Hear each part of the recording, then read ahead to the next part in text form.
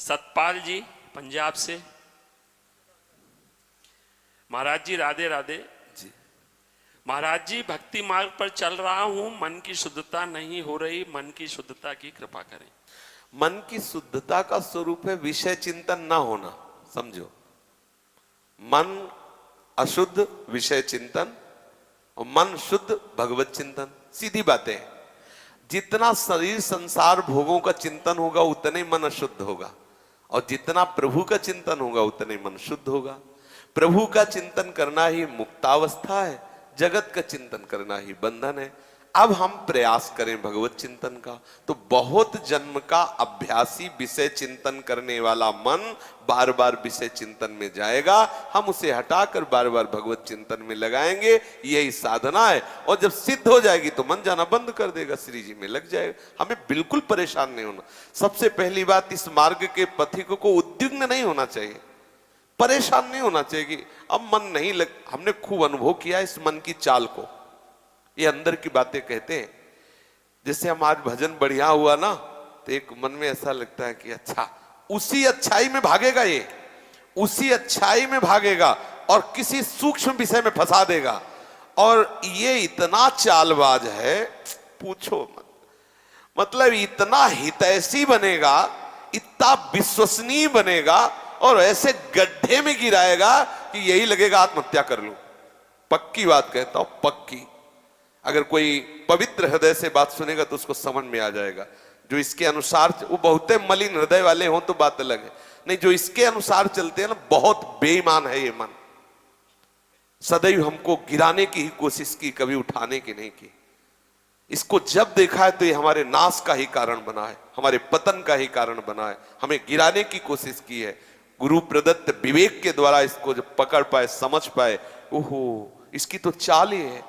जरा सा भी अगर हमें कहीं भी भागवती का आनंद मिलता है, उसी आनंद में हम थोड़ा सा ढील करते हैं, और ढील पाते ही हमें वही विषय में गिरा देता है जहां हम फिर बैठे जलते रहे। एक क्षण के विषय संयोग को कई कल्पों तक नरक पहुंचाने की ये रचना रच देता है। बहुत विजय, क्षण सुख लागी जन्म सतकोटि, करोड़ों जन्मों को बिगाड़ दे, ऐसे ऐसे कर्म करवा देता है। इतना बेईमान है। चतुर उपासक इस पर दृष्टि रखे, इसकी दी हुई प्रेरणा को पहले संत सदगुरुदेव शास्त्र मर्यादा में देखे। अगर वो है तो कोई बात नहीं होगा, नहीं है तो उसकी कदापि बात ना माने, नहीं तो नष्ट कर देगा, पक्का पक्का पक्का। ये अनुभव की बात कहते हैं। और ये बहुत ही बेईमान है, बड़ी सूक्ष्मता से ले जाएगा। यम ही न व्यथ्यन्ते ते पुरुषम पुरुषर्षव सम दुखा सुखा धीरम सो मृतत्वाय कल्पते। ये कहेगा कि बस देख लो, देखने में कोई बात तो है नहीं, तुम्हें कुछ करना नहीं।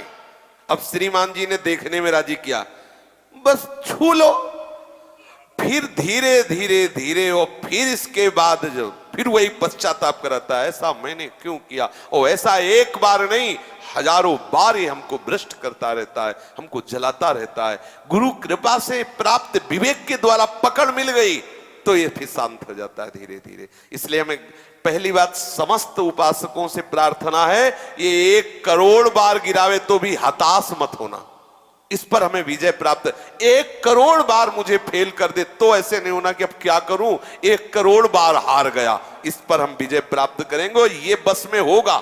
क्योंकि अगर वश में ना होता तो भगवान आदेश ना करते। ये वश में होता है, लेकिन बहुत जन्म का है, खिलाड़ी है, और हम इसी के अधीन रहे हैं। ये हमारी नस नस से वाकिफ है, वो जानता है कौन सी नस दबा देंगे तो गिर जाएगा। सच्ची वाली है, इसको देखा है, बहुत नजदीकी से देखा है। ऐसा फुसला के गिराता है, पूछो मत, आपको पता ही नहीं चलेगा कि गिराने जा रहा है। और अगर कहीं भगवत कृपा से कोई रोकने आ कि भाई ऐसा क्यों, तो वो इतना ज्ञान बघारेगा अंदर से कि उसको सामने वाले को चुप कर देगा। और वही जब आपका पतन हो जाएगा, फिर आप सोचोगे तो वही ज्ञान वो खुद अंदर से देगा कि अगर ऐसा करते तो आप बच जाते। ऐसा आज जो जेलें भरी है ना, जितनी जेल भरी है, सच्ची मानिए वो सब इसी मनी राम के खेल है। जितनी जेल भरी है, ये मन बोले अब क्या करें, मन नहीं माना तो मन नहीं माना। 1 मिनट की क्रिया ने 20 वर्ष की जेल दे दी।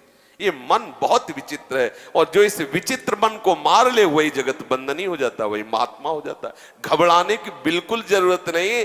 हर बार परास्त होने पर फिर हिम्मत करे कि अब की बार तो मारूंगा इसे, अब की बार गिराऊंगा। और एक दिन गिरा दोगे, पक्का गिरा दोगे, क्योंकि भगवान के अंश हो तुम, निश्चित इस पर विजय प्राप्त। पर हारना नहीं। इसमें होता क्या, इतनी बार हरा देता है कि फिर युद्ध करने का मन ही नहीं होता, लगता है अब जो हो गया, अब क्या होगा, इतना समय पक्का। प्रत्येक हार में विजय छुपी होती है, ये सूक्ष्म बात कह रहे हैं। प्रत्येक पराजय में विजय छुपी होती है, ये कोई सूक्ष्मदर्शी ही जान सकता है। तो आप बिल्कुल सावधान रहना, चाहे जितनी बार पराजय हो, हारना नहीं, वो आपको आगे बढ़ा दे।